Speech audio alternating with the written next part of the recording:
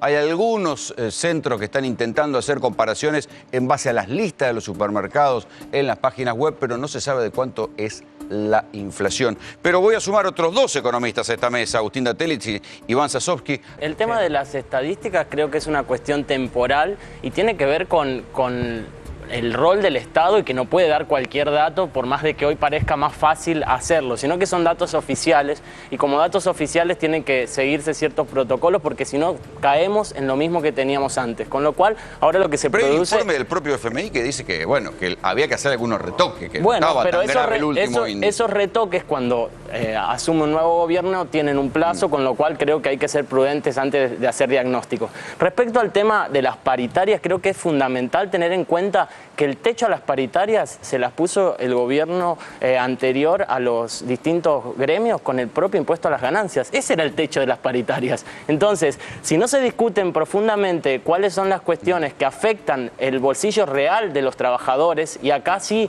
que entran solamente aquellos empleados que se encuentran en blanco, porque las paritarias las discuten solamente aquellos que están formalizados, el techo verdadero a las paritarias fue el verdadero distorsivo impuesto a las ganancias que estuvo vigente hasta ahora y que lo sigue estando, con lo cual creo que la discusión de fondo no es si este gobierno pone techos o no, sino qué era lo que se venía haciendo y si el valor real del salario se venía manteniendo como se anunciaba. Todo indica que van a bajar ganancias, digamos, porque está en la línea de lo que viene haciendo Macri. Esto no va a generar un despegue de algunos trabajadores privilegiados con buenos sueldos y otros que al trabajador es que el impuesto a las ganancias justamente es un impuesto a la ganancia, es decir, si yo no tengo renta, no puedo, es una discusión que... Es un disparate, sí. No, es un disparate. En el resto de los países del mundo, ¿qué ocurre con el impuesto a las ganancias?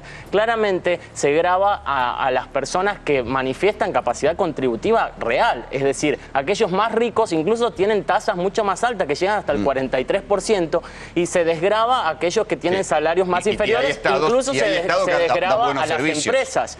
Porque las empresas siguen produciendo con lo que ganan. Entonces, la tendencia mundial es que las tasas del impuesto a las ganancias de las sociedades tiendan a bajar y que suban sobre las personas físicas que son las beneficiarias finales de la renta y que ya no vuelven a producir con eso. Con lo cual, este nuevo planteo de una política fiscal que tiene que ver con la reducción de la emisión monetaria también tiene que venir acompañado con una buena política fiscal en cuanto a los tributos que se cobran, y más si queremos traer inversiones extranjeras, porque tenemos que emparejarnos con el resto del mundo, si no sería mucho más conveniente invertir tributariamente en otro país que es más barato que hacerlo aquí en la Argentina. ¿Se equivocó el kirchnerismo al mantener tanto y tan férreamente ganancias? A ver, lo que había que hacer, y hace rato que se debería haber hecho, es reformular todo el esquema del impuesto a las ganancias, toda la famosa tabla, digamos, lo que tenía que ver con las alícuotas.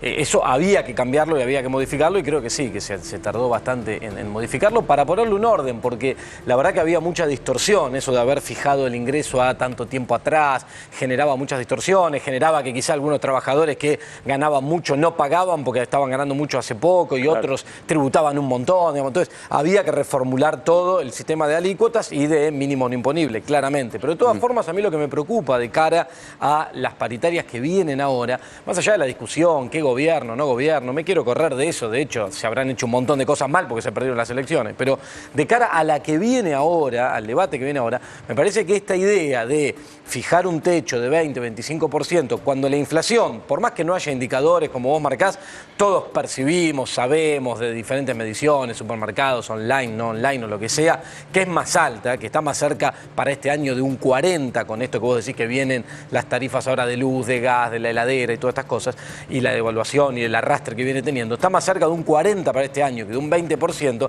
entonces hay que tener cuidado, porque si las paritarias se cierran en niveles de 20 o 25, como se pretende, el impacto sobre el poder adquisitivo del salario va a ser muy fuerte. Si vos, y sobre el consumo y al final del camino sobre la actividad económica y sobre el empleo. Disculpame, Agustín, pero si vos fijas un techo de 25 y a su vez le sumás el incentivo por la adaptación del impuesto a las ganancias, no se pierde el valor adquisitivo. El impuesto a las ganancias alcanza un 10% de la pirámide salarial. Bueno, pero son los asalariados formales que hoy también discuten paritarias. Iván, ¿tu mirada sobre la paciencia de la gente?